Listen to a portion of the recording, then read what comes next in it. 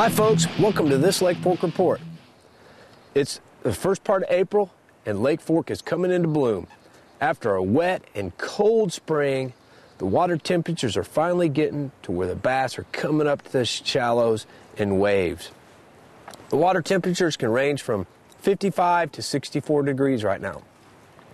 The fish are spawning in the backs of the creeks right now. Main lake fish aren't quite up yet. The water's clearing in areas, but it's still stained in most areas of the lake. But it's clearing faster.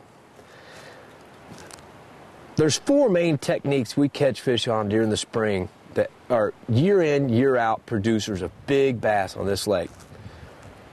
The soft stick bait is one of the best lures you can use during this time of year when the fish are spawning on Lake Fork.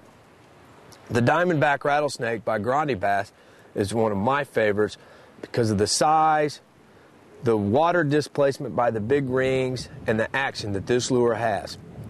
It's a large lure, so it's got a good fall rate. You can fish this lure in heavy cover or out in 4 foot of water next to trees. The areas I concentrate on during the springtime on Lake Fork are areas out of the wind where the fish are going to spawn. I'm looking for a hard bottom with grass as cover, fairly clear water, stumps or boat docks for them to spawn around. And we're going to take this soft stick bait and throw it into these areas and fish it very slow. When you're blind casting for bedding fish, you have to fish slow to really catch what you need to catch out of an area. So when you get a bite in an area, fish it real thorough. The next technique is a Texas rig crawl worm. When the fish are spawning, just like the soft stick bait, I'm really covering the areas where I think these fish are spawning. So instead of the weightless soft stick bait, I'm using a Texas rig crawl worm. The Mega Crawl by Grande Bass, got the big flapping arms and the long tentacles, makes a lot of water displacement and vibration. But I'm still casting this in areas from 1 to 4 foot deep where I think these fish are spawning. Next to grass and holes in grass and trees, stumps, boat docks. But again, this is another slow technique. Lily pad stems, where these fish are nesting is where we're crawling this crawl worm through. You want to go slow enough that you're aggravating this fish to move them off of their nest. So we've got the soft stick bait and the Texas rig crawl. When conditions aren't right for fishing slow for these spawning fish, I'm going to go ahead and move around early in the morning if it's windy or cloudy and I can't see or I can't keep the boat still long enough. I'm going to use a chatterbait type lure or a spinnerbait and cover some water in the same areas where they're spawning. Colors have been more chartreuse this year because of all the stained water. Chartreuse and white, and chartreuse.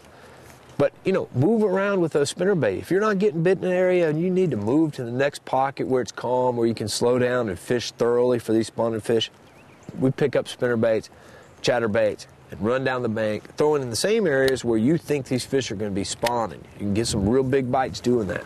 And my favorite technique is bed fishing. Bed fishing on Lake Fork can be very exciting and rewarding with very big fish. Bed fishing is more like hunting. You're looking for these fish, you spot them, you kind of stalk them, get your boat in the right angle, right position, and then you aggressively fish for one fish, and you capture that fish, take pictures, and put them back. It's real rewarding. The lake is clearing up, so sight fishing is going to be a prevalent technique here in this next month. I use a Texas rig soft plastic worm most of the time, like the 4.5-inch Grande Bass rattlesnake and the bubblegum color. The color's not really that important to the fish. It's more important to us fishermen because you can see this color in 2 or 3 foot of water or 4 foot of water. And when you see it disappear, you can set the hook. It's a little bit easier for fishermen. Natural colors work great. You've got to work a little bit more on feel with this bite. But sometimes those nesting fish, they'll pick it up and spit it out so fast, you've got to be really good on reaction time.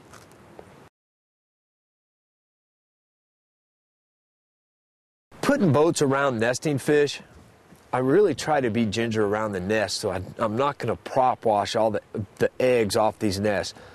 We've got a great resource here in Texas at Lake Fork, and we want to protect it and let these fish. We're gonna fish for them on the nest, but let's try to keep them to where they can get their spawning done by not running over their nest or abusing the fish when we get them up out of the boat. Let's catch them and put them back in the water real quick so they can get back to their nesting activities. So, Lake Fork, she's in full bloom. Big bass are moving up, and you know, until next report, good fishing. I'm Lance Vick.